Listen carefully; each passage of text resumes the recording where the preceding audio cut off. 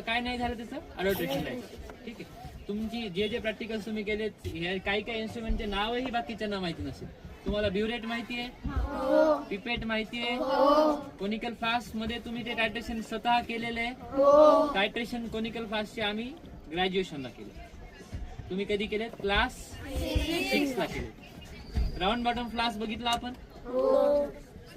Specific gravity bottle बघितली, छोटी छोटी एवढी. इंडिकेटर्स आपण जेवढे केले ते प्रॅक्टिकल्स आपण एक प्रॅक्टिकल जवळपास 10 वेळेस रिपीट करून बघितलं.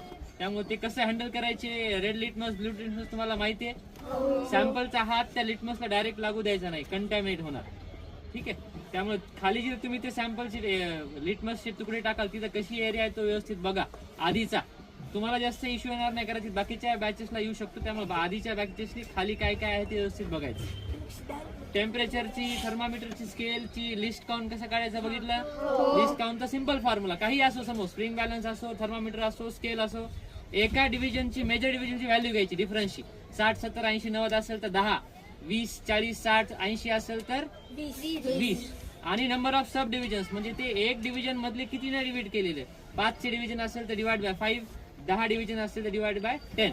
मोस्टली 5 किंवा 10 असतील. ते काउंट नाही करत बसायचं की अरे एक्झामला आता 10च्या ऐवजी 9 असतील तर 8 असतील तर. शक्यतोवर एक तर 5 असतील किंवा 10. स्पेसिमन्स जवळपास 100 आहेत आपल्याकडे. त्यातले जवळपास 90 एक ऍक्टिव्ह होते. ते सगळे पाहिले तुम्ही.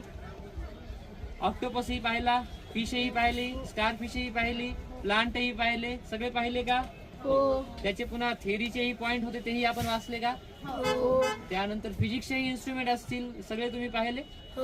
मिरर इमेज फॉर्मेशन कॉन्केव्ह सोबत घेतलं, फोकल लेंथ काढली.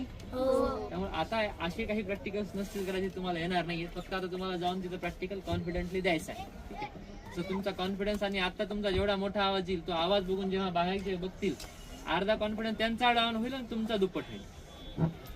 घोषणा काय द्यायच्या फक्त मी म्हणणार कंपनी हाऊस द जोश. तुम्ही काय म्हणणार? काय म्हणणार? हाय सर असं नाही म्हणणार. हाय सर म्हणा जोरात. कसं? जोरात आवाज गेला पाहिजे बाहेर. म्हणणार जितका जोर असेल शेवटचे 3 द्यायचे फक्त घोषणा. त्यानंतर तुमचा कॉन्फिडन्स पण जास्त झालेला असेल, बाकीच्यांचा पण डाऊन झालेला असेल. कारण की तुमच्या एवढी तयारी त्यांची नाहीये. त्यांनी प्रॅक्टिकल्स काही जणांनी न करता आले तिथे. ठीक आहे. आणि आतमध्ये जाताना मग तुम्हाला तेवढंच भारी वाटेल आता. ठीक आहे. रिपोर्टिंग टाइम आलेला आहे. देऊ मी घोषणा लास्ट. कंपनी हाऊस द जोश. हाऊस द जोश. हाऊस द जोश. चलो जाओ सब लोग तालियां बजाओ.